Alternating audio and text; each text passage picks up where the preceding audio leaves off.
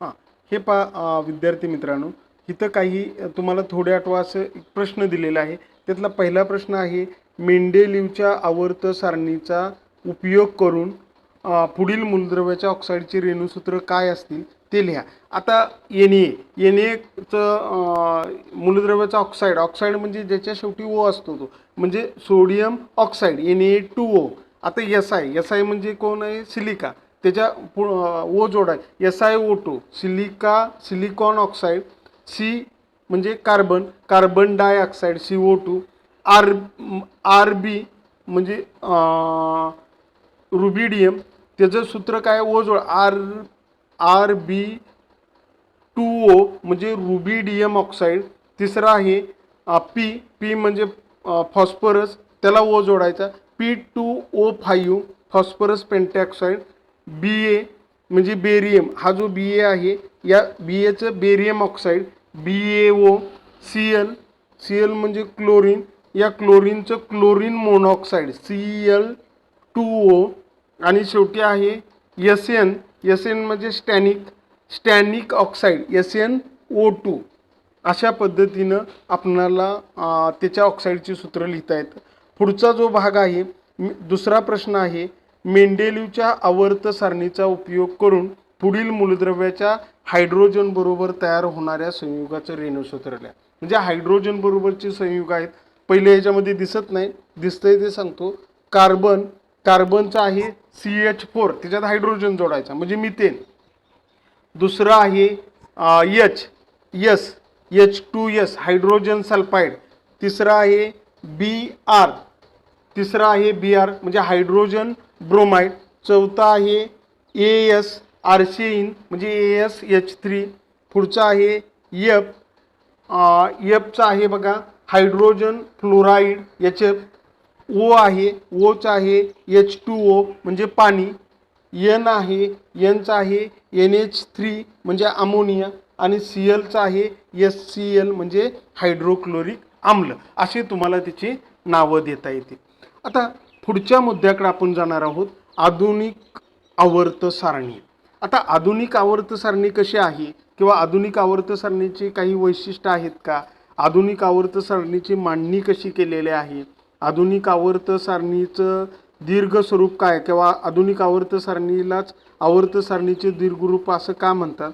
बघा, मेंडेलीवच्या आवर्त सारणीमध्ये सुद्धा मूलद्रव्याची मांडणी त्याला व्यवस्थित करता आली नाही, कारण त्याच्यामध्ये काही चुका तशाच राहिल्या किंवा काही त्रुटी तशाच राहिल्या. त्याच्यानंतर मेंडेलीवनं सुद्धा काय केलं? अणुवस्तुमानांकालाच महत्त्व दिलं. त्याच्यानंतर कोण आला? त्याच्यानंतर आधुनिक आवर्त सारणी तयार करणारे जे शास्त्रज्ञ आहेत त्यांचं नाव आहे सन 1913 मध्ये इंग्लिश वैज्ञानिक हेनरी मोजले याने एक्स-रे नलिका वापरून केलेल्या प्रयोगाने दाखवून दिले की मूलद्रव्याचा अणुअंक, बघा आता ह्या तिघांनीही डोब्रायनर, न्यूलँड्स आणि मेंडेलीव या तिघांनीही अणुवस्तुमानांकाला महत्त्व दिलं. पण मोजले याने काय केलं की अणुवस्तुमानांकाला महत्त्व न देता अणुअंकाला महत्त्व दिलं. त्या मूलद्रव्याच्या अणुकेंद्रकावरील धनप्रभार अथवा त्याचे प्रोटॉन संख्या होय. आता अणुअंक म्हणजे काय आपण शिकलो. प्रोटॉन म्हणजे काय? आता हे समजा एखाद्या मूलद्रव्याचं केंद्रक आहे. या केंद्रकामध्ये काय असतात? प्रोटॉन आणि न्यूट्रॉन असतात. मग आणि या केंद्रकाच्या भोवताली गोलाकार कक्षेत इलेक्ट्रॉन फिरत असतात. मग ते अणुअंक कोणाला म्हणायचं? तर त्या मूलद्रव्याच्या केंद्रकात जेवढे प्रोटॉन आहेत त्या प्रोटॉनलाच त्याचा अणुअंक असं म्हणतात. हे त्यानं प्रयोगांती सिद्ध केलं. त्यामुळं अणुवस्तुमानांकापेक्षा, आणि अणुवस्तुमानांक कोणाला म्हणायचं? प्रोटॉन आणि न्यूट्रॉनच्या बेरजेला अणुवस्तुमानांक म्हणायचा. मग त्यानं असं सिद्ध केलं की अणुवस्तुमानांकापेक्षा मूलद्रव्याचा अधिक मूलभूत गुणधर्म हा कोण आहे? अणुवस्तुमानांक नसून हा अणुअंक आहे. हे लक्षात आले. त्यानुसार मेंडेलीवच्या आवर्ती नियमात त्यानं बदल केला आणि त्यानं आधुनिक आवर्त सारणीचा एक नियम मांडला. मेंडेलीवनं काय नियम मांडला होता? मूलद्रव्याचे भौतिक आणि रासायनिक गुणधर्म हे अणुवस्तुमानांकाच्या आवर्ती फल असतात. त्यानं अणुवस्तुमानांकाला महत्त्व दिलं. मोजलेनं काय केलं की मूलद्रव्याचे गुणधर्म हे त्यांच्या अणु अंकाच्या आवर्ती फल असतात. अणु अंकाच्या आवर्ती फल असतात. हाच मोजलेचा किंवा आधुनिक आवर्त सारणीचा हा नियम आहे. हा नियम लक्षात ठेवायचा आहे. आता आपण आधुनिक आवर्त सारणीचं दीर्घ रूप कसं आहे याच्याविषयी माहिती घेणार आहोत. बघा, मूलद्रव्याची मांडणी त्याच्या अणु अंकाच्या चढत्या क्रमाने केलेली आहे. केल्यामुळे मूलद्रव्याचे जे वर्गीकरण मिळते ते म्हणजे आधुनिक आवर्त सारणी. अणुअंक आधारभूत धरून तयार झालेल्या आधुनिक आवर्त सारणीमुळे मूलद्रव्याच्या गुणधर्माचे भाकीत अधिक अचूकपणे करता येते. आधुनिक आवर्त सारणीलाच आवर्त सारणीचं दीर्घरूप असं म्हणतात. म्हणजे आधुनिक आवर्त सारणी तयार करत असताना मोजले या शास्त्रज्ञांनी काय केलं की मूलद्रव्याची मांडणी अणु अंकाच्या चढत्या क्रमाने केली. आधुनिक आवर्त सारणीमध्ये मूलद्रव्याची मांडणी त्याचा अणु अंक हा झेड अक्षराने दाखवतात नुसार केलेले आहे. त्यामुळे मेंडेलीवच्या आवर्त सारणीतील बऱ्याचशा त्रुटी ह्या आधुनिक आवर्त सारणीत नाहीशा झालेल्या दिसतात.